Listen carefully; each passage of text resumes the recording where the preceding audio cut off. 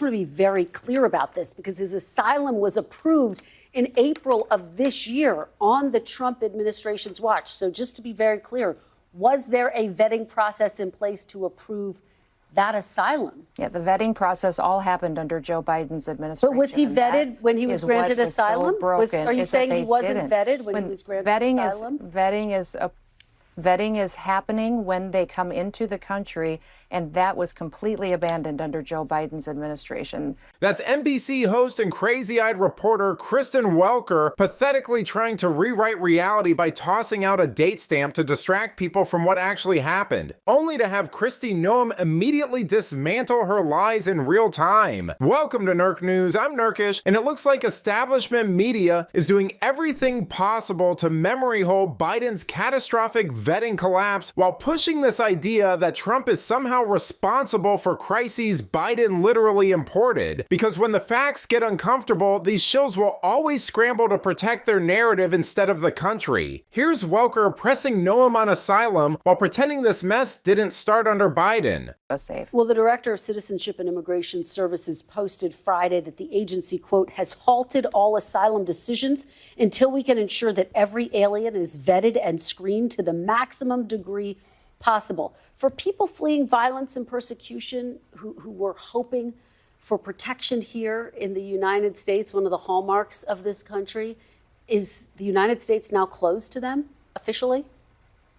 They will be properly vetted. They will have new standards put in place, applied to them to ensure that they're here for that purpose. When will the asylum process Nobody's start coming again? here until we're sure that they're going to be someone who truly deserves that program, deserves that opportunity. And under the last administration, that just wasn't happening. We had all kinds of people come in and use those programs for nefarious purposes, and it's going to stop. Will you deport people with pending asylum claims, Madam Secretary?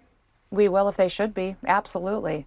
Yes, we are going to go through every single person that has a pending asylum claim, has an asylum claim here in this country. You know, one of the requirements of asylum is that you have to come in every single year for a checkup and an interview process and a re-vetting. And that is something that we're going to expedite and happen immediately with anyone who does have that asylum claim today and ensure that they deserve to still be in this country, that they still have the purposes for which they claimed that asylum in place, and that they're not here being radicalized and perpetuating dangerous criminal activity against our Americans. You know, Biden's people built a system where anyone who claimed fear or persecution got waved through, even though the DHS Inspector General found evacuees walking off bases unchecked and exposed government databases full of missing records, bad data, and mismatched identities that made real screening impossible. Biden rushed in over 77,000 Afghans under Operation Allies Welcome with barely any screening, and now they pretend the fallout is someone else's fault. I mean, by 2023, enough evacuees were flagged as potential risks to set off every alarm. Yet, establishment media still pretends this whole thing is some kind of compassion story. Trump's point is simple. Asylum isn't a free ride anymore, and you actually have to prove you're safe to be here. When will the asylum process start again? Well, it'll start when we know that we have dealt with the backlog that we have, Kristen. One of the things that nobody's talked about yet is that Joe Biden left us with a backlog of 1.5 million asylum cases. They allowed so many people to abuse that program that they didn't even process the paperwork. So people who maybe, as you would say, could have credibly claimed this, they weren't even getting processed for years and years because they were allowing it to be abused in such a way. So that backlog needs to be cleared up. The individuals who are here in this country on that program need to be vetted under our standards that we're implementing under President Trump to ensure that they even should be in our country, and if they're not, removed immediately. That's the irresponsibility that has completely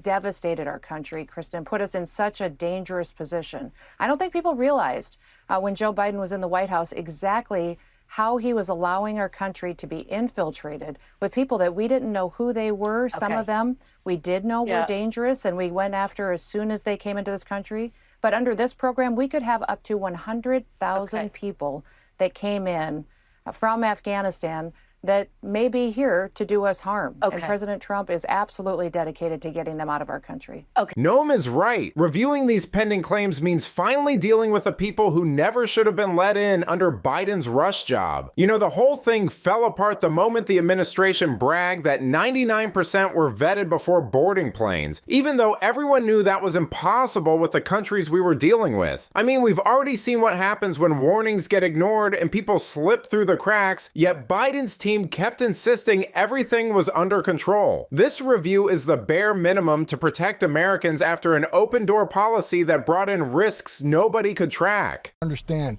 in these third world nations, they don't have systems like we do.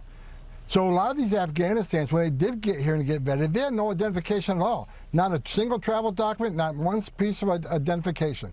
And we're going to count on the people that run Afghanistan, the Taliban, to provide us any information who the bad guys were or who the good guys are? Certainly not. And many people need to understand that most terrorists in this world, most of them, aren't in any database. Because unless they were found on a battlefield by DOD and did a retina scan and did biometrics there, unless you're part of a T3 undercover investigation, we don't know who they are. So, and the same thing with illegal aliens, that over 10 million that came across the border in Joe Biden. There's no way to vet these people. You think El Salvador or Turkey or Sudan or any of these countries have the databases or system checks that we have? Do you think the government of China, Russia, Turkey, you think they're going to share that data with us even if they did have it?